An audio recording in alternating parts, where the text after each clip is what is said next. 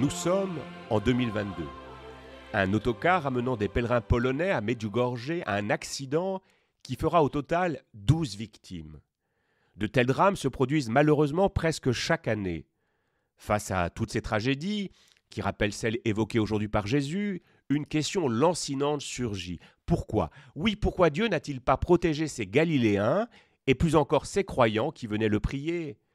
Cette interrogation devient plus criante encore lorsqu'on voit au même moment prospérer tous ceux qui suivent le chemin des pécheurs.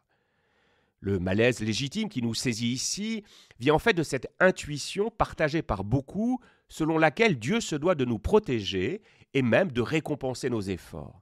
Au ciel bien sûr, mais aussi dès ici-bas. Certains courants évangéliques ont même érigé cette idée en doctrine, la théologie de la prospérité, qui fait écho à l'ancienne doctrine de la rétribution, pourtant déjà dénoncée dans le livre de Job. Selon cette logique, la conversion devrait garantir le succès et l'abondance, y compris matérielle. Bien que surtout présent dans le monde anglo-saxon pentecôtiste, cette idée se retrouve aussi souvent en nous, au moins négativement. Devant un malheur qui nous tombe dessus, nous cherchons en effet souvent en nous des raisons qui expliqueraient notre infortune. Mais qu'est-ce que j'ai fait au bon Dieu pour mériter cela, nous demandons-nous. Le théologien protestant Michel Boutier avait ici une belle formule pour dénoncer cette théologie de la rétribution. Je cite : « L'homme a la menuiserie dans le sang. Il voudrait d'instinct ajuster faute et souffrance. Quel soulagement alors si elles coulissaient l'une sur l'autre ? Nous posséderions enfin la clé de notre destin et la mort deviendrait raisonnable. » Alors pourquoi faut-il dénoncer cette théologie comme le fait aujourd'hui Jésus ? Déjà, elle fait du croyant, selon les mots de saint Ambroise, un homme d'affaires qui essaie de négocier avec le bon Dieu quelques avantages en échange de ses efforts et de ses prières. Cela me rappelle ici le très beau sermon que propose Marcel Pagnol dans Manon des Sources. Alors que le curé du village constate que son assemblée dominicale grossit, au fur et à mesure que la sécheresse s'installe et que la source qui irrigue le village se tarit, eh bien notre curé se met en colère dans son sermon.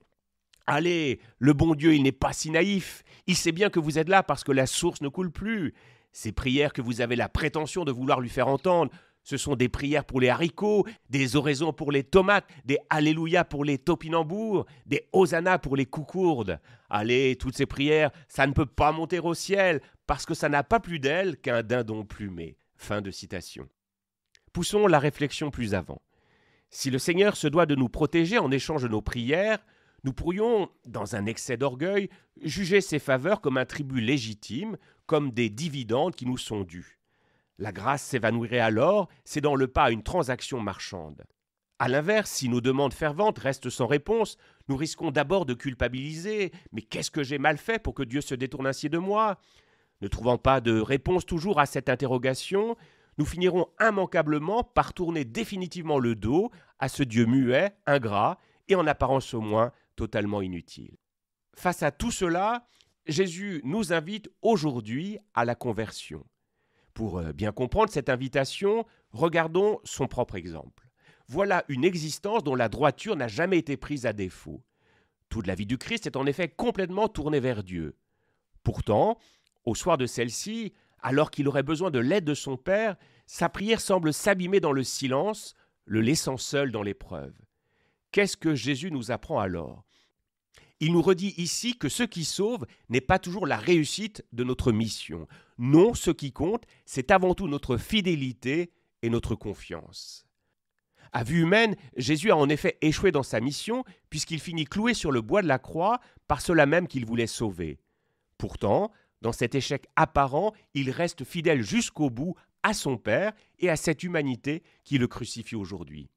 Eh bien, c'est en cela précisément qu'il devient notre sauveur. Ce qu'il faut regarder n'est donc pas toujours le résultat matériel de ce que nous entreprenons, mais plutôt la fidélité et la confiance que nous y mettons. L'épreuve n'est dès lors plus forcément le lieu de la réprobation divine, mais bien celui qui à la fois nous invite à la fidélité et qui nous découvre aussi un Dieu qui, en Jésus, lutte avec nous. Nous traversons aujourd'hui des moments difficiles dans la vie de l'Église. Nous pourrions avoir parfois la tentation de tout envoyer balader. Nous convertir, c'est au contraire continuer à être fidèles à cette Église mal en point, mais qui ne reste pas moins le corps du Christ. S'il y a cette fidélité en nous, alors Dieu saura aussi nous donner sa force et sa vie, mais le moment venu, parfois après avoir traversé l'épreuve et même l'échec. J'aime beaucoup ici cette remarque que faisait saint François de Sales. Saint Louis, remarque l'évêque de Genève, par inspiration passe la mer pour conquérir la Terre sainte. Le succès fut contraire et il acquiesce doucement. Eh bien, j'estime plus la tranquillité de cet acquiescement que la magnanimité du dessein. Fin de citation.